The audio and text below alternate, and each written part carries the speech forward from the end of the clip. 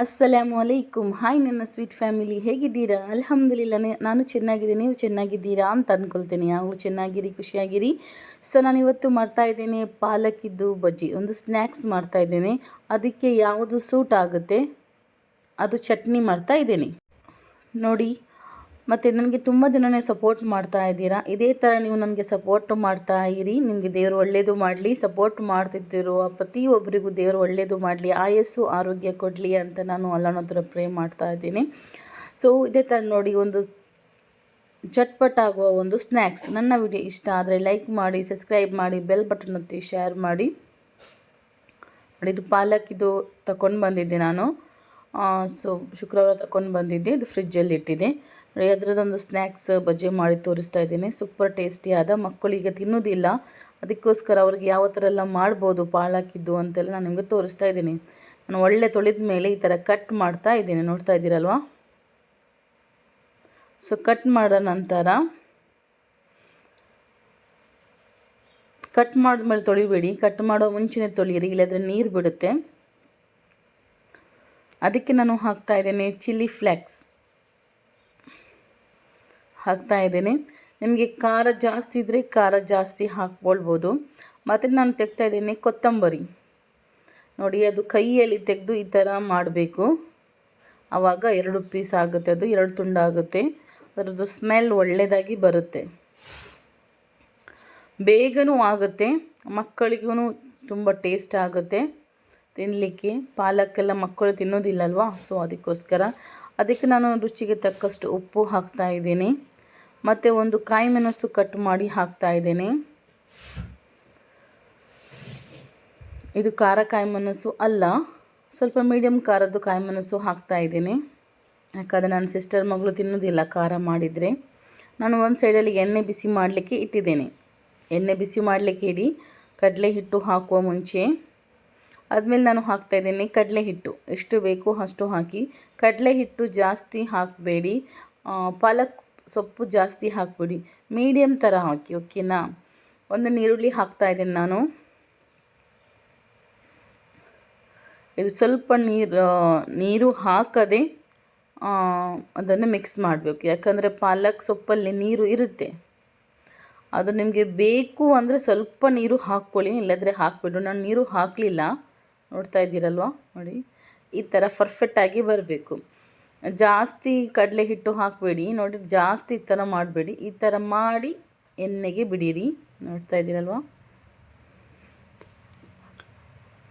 ಜಾಸ್ತಿ ಕಡಲೆ ಹಿಟ್ಟು ಹಾಕಿದರೆ ನಿಮಗೆ ಕಡಲೆ ಹಿಟ್ಟು ತಿನ್ನೋ ಥರ ಆಗುತ್ತೆ. ಜಾಸ್ತಿ ಸೊಪ್ಪು ಹಾಕಿದರೆ ಅದು ಎಣ್ಣೆಯಲ್ಲಿ ನಿಲ್ಲುವುದಿಲ್ಲ, ಬೇರೆ ಬೇರೆ ಆಗುತ್ತೆ. ಎಲ್ಲ ಈ ಥರ ಹಾಕಿ ಅದಕ್ಕೆ ನೀವು ಎಂತನೂ ಟಚ್ ಮಾಡಬೇಡಿ, ಅದು ಬಿಟ್ಬಿಡಿ. ಎಣ್ಣೆಯಲ್ಲಿ ಎಲ್ಲ ಮೇಲೆ ಬರುತ್ತೆ, ಆಮೇಲೆ ತಿರುಗಿಸಿ. ಅದರ ಮುಂಚೆ ಅದಕ್ಕೆ ಟಚ್ ಮಾಡಲಿಕ್ಕೆ ಹೋಗಬೇಡಿ.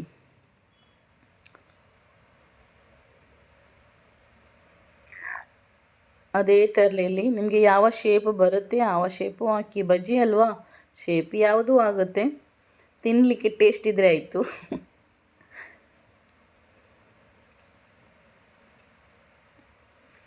ನೋಡಿ, ಈ ಥರ ಎಲ್ಲ ನಾನು ಬಿಡ್ತಾ ಇದ್ದೇನೆ. ಬಿಟ್ಟು ನಾನು ಇದಕ್ಕೆ ಟಚ್ ಮಾಡಲ್ಲ, ಚಮಚ ಏನೂ ಹಾಕಲ್ಲ, ತಿರುಗಿಸ್ಲಿಕ್ಕೆ ಹೋಗಲ್ಲ, ಆಚೆ ಈಚೆ ಮಾಡಲ್ಲ, ಏನೂ ಮಾಡಲ್ಲ. ಅದು ಆಟೋಮೆಟಿಕ್ಕಾಗಿ ಮೇಲೆ ಬರುತ್ತೆ, ಆಮೇಲೆ ನಾವು ಆಚೆ ಈಚೆ ತಿರುಗಿಸಿದರೆ ಆಯಿತು. ಇಲ್ಲಾದರೆ ಅದು ನಮ್ಮದು ಕಡಲೆ ಹಿಟ್ಟು ಬೇರೆ ಸೈಡ್ ಆಗುತ್ತೆ, ಅದರ ಎಲೆ ಬೇರೆ ಸೈಡ್ ಆಗುತ್ತೆ, ಹೊಡೆದೋಗುತ್ತೆ.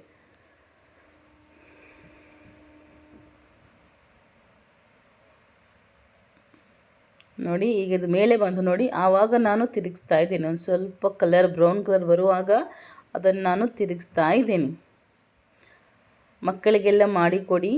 ನಾನು ನಿಮಗೆ ತೋರಿಸ್ತೇನೆ ಪಾಲಕ್ ಸೊಪ್ಪಿಂದ ಯಾವ ಥರ ಎಲ್ಲ ಮಕ್ಕಳಿಗೆ ಮಾಡಿಕೊಡ್ಬೋದು, ಸ್ನ್ಯಾಕ್ಸ್ ಮಾಡಿಕೊಡ್ಬೋದು, ದಾಲ್ ಮಾಡಿಕೊಡ್ಬೋದು. ನಾನು ದಾಲ್ ರೆಸಿಪಿ ಹಾಕಿದ್ದೇನೆ ಪಾಲಕ್ ಸೊಪ್ಪಿದು.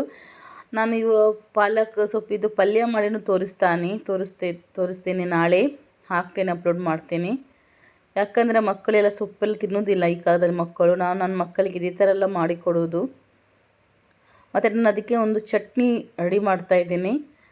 ಗ್ರೀನ್ ಚಟ್ನಿ ಅಲ್ಲ, ವೈಟ್ ಚಟ್ನಿ. ನೋಡಿ, ಸ್ವಲ್ಪ ನಾನು ಮೊಸರು ಹಾಕ್ತಾಯಿದ್ದೇನೆ, ಸ್ವಲ್ಪ ಹುಳಿ ಮೊಸರು, ಜಾಸ್ತಿ ಹುಳಿ ಅಲ್ಲ. ಅದಕ್ಕೆ ಹಾಕ್ತಾಯಿದ್ದೀನಿ ನಾನು ಉಪ್ಪು. ಅದಕ್ಕೆ ನಾನು ಹಾಕ್ತಾಯಿದ್ದೇನೆ ಸ್ವಲ್ಪ ಸಕ್ಕರೆ, ಜಾಸ್ತಿ ಅಲ್ಲ, ಸ್ವಲ್ಪ ಸಕ್ಕರೆ ಹಾಕ್ತಾಯಿದ್ದೇನೆ. ನೋಡ್ತಾ ಇದ್ದೀರಲ್ವ. ಅದಕ್ಕೆ ನೀವು ಬೇಕಾದರೆ ಜೀರಿಗೆ ಬೇಕಾದರೆ ಹಾಕ್ಬೋದು. ನಮ್ಮ ಚಟ್ನಿ ರೆಡಿ ಆಯಿತು. ಒಳ್ಳೆ ಮಿಕ್ಸ್ ಮಾಡಿ ನೋಡಿ. ಈ ಥರ ಆಯಿತು ನಮ್ಮದು. ಬಜೆನೂ ಫ್ರೈ ಆಯಿತು, ಚಟ್ನಿನೂ ರೆಡಿ ಆಯಿತು. ಈ ಥರ ಚಟ್ನಿ ಮಾಡಿ ತಿಂದರೆ ವಾಹ್ ವಾಹ್ ಸೂಪರ್ ಸೂಪರ್ ಸೂಪರ್ ಆಗುತ್ತೆ. ನೀವು ಮೊಸರು ನೀವು ಹಾಕಿದ್ರಲ್ಲ, ಅದಕ್ಕೂ ಸ್ವಲ್ಪ ಜೀರಿಗೆ ಹಾಕಿ ಅದು ಮೊಸರು ಮತ್ತು ಟೊಮೆಟೊ ಸಾಸಿಗೆ ಒಟ್ಟು ಮಿಕ್ಸ್ ಮಾಡಿ ತಿಂದರೆ, ಮತ್ತು ಇದು ಬಜ್ಜಿ ಒಟ್ಟು ಮಿಕ್ಸ್ ಮಾಡಿ ತಿಂದರೆ ತುಂಬ ಟೇಸ್ಟಿ ಆಗುತ್ತೆ. ಫಸ್ಟಿಗೆ ಟೊಮೆಟೊ ಸಾಸನ್ನು ಮುಕ್ಕಿ, ಆಮೇಲೆ ಮೊಸರಿಗೆ ಮುಕ್ಕಿ, ಆಮೇಲೆ ನಿಮ್ಮ ಬಾಯಿಗೆ ಹಾಕಿ, ವಾಹ್ ಟೇಸ್ಟೇ ಬೇರೆ.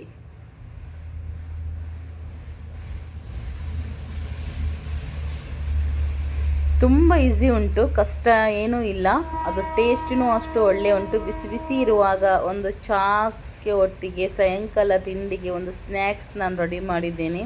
ಒಂದು 10-15 ನಿಮಿಷದ ಒಳಗೆ ಆಗುತ್ತೆ ನೋಡಿ. ನಾನು ಚಟ್ನಿನೂ ಟೊಮೆಟೊ ಸಾಸ್ ಎರಡೂ ಹಾಕಿದ್ದೇನೆ. ಎರಡು ಮಿಕ್ಸ್ ಮಾಡಿ ತಿನ್ಕೊಳ್ಳಿ, ತುಂಬ ಟೇಸ್ಟಿ ಆಗ್ತಾಯಿದೆ. ಖಾಲಿ ಟೊಮೆಟೊ ಸಾಸಲ್ಲಿ ತಿನ್ಬೋದು, ಅದನ್ನು ಟೇಸ್ಟಿನೇ.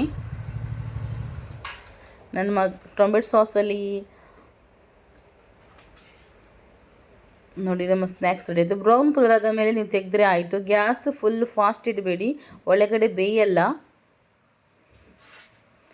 ಮೀಡಿಯಮಲ್ಲಿ ಇಡಿ, ಇಲ್ಲಾಂದರೆ ಹೊರಗನೆ ಇದು ಕಪ್ಪಾಗುತ್ತೆ ಮತ್ತು ಒಳಗಡೆ ಬೇಯಲ್ಲ. ಅದಕ್ಕೋಸ್ಕರ ಮೀಡಿಯಮಲ್ಲಿ ಇಟ್ಕೊಳ್ಳಿ. ನೋಡಿ ಈ ಥರ ಟೊಮೆಟೊ ಸಾಸು ಮುಕ್ಕಿ ತಿನ್ನಿರಿ. ನಿಮ್ಮ ಸಾಯಂಕಾಲದ್ದು ಸ್ನ್ಯಾಕ್ಸ್ ಒಂದು ರೆಸಿಪಿ ರೆಡಿ ಆಯಿತು. ನೋಡ್ತಾ ಇದ್ದೀರಲ್ವ, ಸೂಪರ್ ಟೇಸ್ಟಿಯಾದ ಒಂದು ಸ್ನ್ಯಾಕ್ಸ್.